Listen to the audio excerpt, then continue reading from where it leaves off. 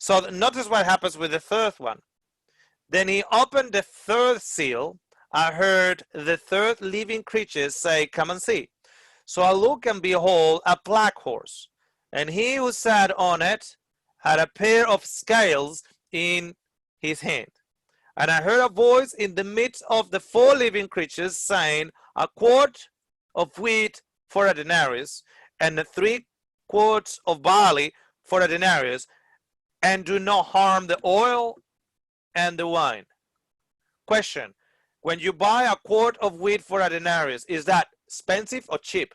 That's extremely expensive. Extremely expensive.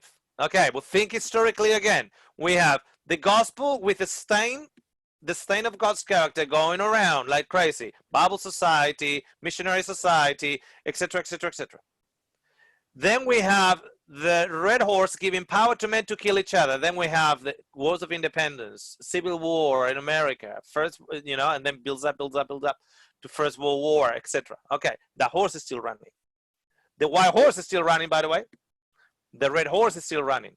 So then after the second horse, you got a third horse here, and now we have, now what would you call when you have to pay a denarius? You need to pay a year's wage or a week wage for a piece of bread. What would you call that? What's economic stage would you call that? Hyperinflation of currency. Which leads to what? Depression. Yes. Okay. So get a load of this. So what does it's not saying there's a shortage of food. It's just saying it's really expensive. It's very expensive. It's very expensive. So we have words like recession. We have words like economic. So I don't know if you noticed, but this economic system that gets affected. Of course, war does that. War will bring inflation. War will bring the recession and depression and so on. So look historically again. So now we got the Bible society, missionary society with a stain of God's character going around. Then it's just looping around the earth. Now we let go of the second horse. Now it's giving power to men to kill each other. Now we got wars of independence in the late 1800s. Then we have now the Civil War of America and other civil wars all around the place. Spain was, we talk about the 1936 Civil War, but they had previous wars before. It's just going around. Now we have recession, we have depression, and we have it within an economic system because, it's just giving price, setting up a price. It's a price set. So don't touch the oil or the wine. We can look at wine as the blood of Christ. We can look at oil as the spirit. But I'm just going to ask you a question. If you're looking at historically, let's go to set ourselves in just the turning of the century, from the 19th century to the 20th century. So from the late 1800s to the now early 1900s. And do you realize that the Rockefellers and the Morgans and the Shills and everyone else established a commerce called the oil company? Petrol, fuel. Don't touch the oil. You can get into Iraq, but don't touch the oil. You can get into Venezuela, don't touch the oil. You can get anywhere, just don't touch the oil, because the oil is power. Just don't touch the oil. Now, don't touch the oil, and the wine can also be don't touch the rich. So they still have an elite that have wine, those that can afford it. And they can have oil, which is more expensive than flour. There's a different ways. You can even say, that even during that time, there will still be a pure gospel being preached. The blood, the wine representing the blood, and the oil representing the spirit. It could actually be a number of things. I don't know. What are your thoughts? One of the things that really stood up, chronologically speaking, is like there's a economic system established that can accommodate for recession, and at the same time, we know that wars have been fought for oil, and by oil I mean crude oil, for all the 20th century. Any thoughts? I have a totally different theory. I just go literal. I discovered by doing a search on it that both olive oil and the wine industry boom in times of drought.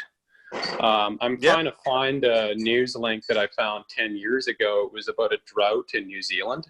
And they were saying that because of the drought, they were having a booming olive oil crop, because what olives do is they let out their moisture, but they hold in their oil, so they have a much higher oil to weight content, and it's extremely high quality. And something similar happens when there's a drought to the wine industry, is they end up not having to spray the vines for rot, and they can actually make organic wine, and it's a much higher quality wine that comes in much sooner.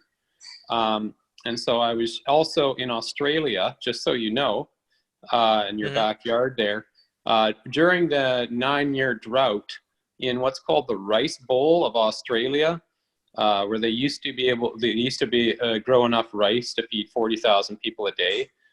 When the price of water went from $40 a megaliter to $1,200 a megaliter, the only crop that most farmers could afford to grow was vineyards. So they all started actually plowing over their citrus orchards and getting rid of their rice fields, and they all started growing orchards, because it was the only marketable crop at the time. So ironically, all the other crops that it mentions, barley and such, they're very thirsty crops. So in Saudi Arabia, for instance, they did away with growing wheat because it was too thirsty, as they were running out of water. And so anyways, I see an indication here that there's going to be droughts, but okay. So anyway, that's been my interpretation. At this point, what I'm doing is just sort of following that chronological buildup.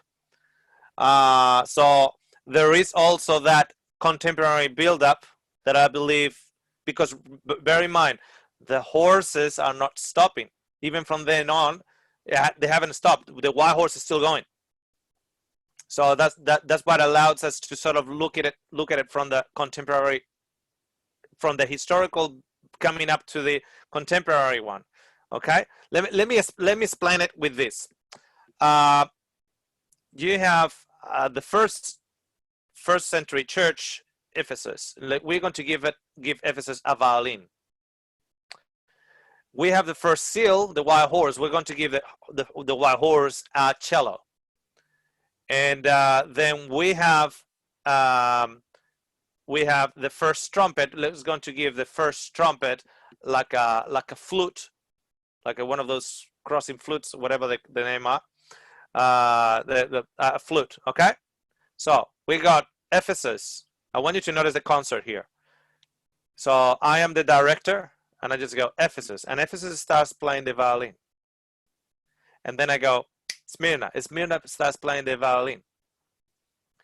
You know, let's say, you know, lie down, the persecuted church, and etc. Like from a chronological point of view. But Ephesus has not stopped playing. The second violin plays. The first violin hasn't stopped. Now, then I go Pergamus, and Pergamus joins in. But the other two haven't stopped. Then when we go to Philadelphia, I got 6 violins playing. Before I give room for the 7th violin to play, I give room for the first cello to play. So the first horse comes up. The first horse comes up, which is the first cello. So we go second cello, third cello, fourth cello, sixth cello. And we actually found that link verse in last study that jumps us to the releasing of the winds. So then as the 6th cello is playing, then the first flute comes up. And basically what we have is a build up on that masterpiece orchestra in which you go more additions, added to the final one, in which it will be like a huge climax, crescendo, and run, you know, and then I go the sub, then you go that one and go that one and go that one, and then you go the final trumpet and you go the vroom, huge one. Notice also that when the walls of Jericho fell, in the last day, there wasn't one trumpet, it was all the trumpets that played at the same time. Okay,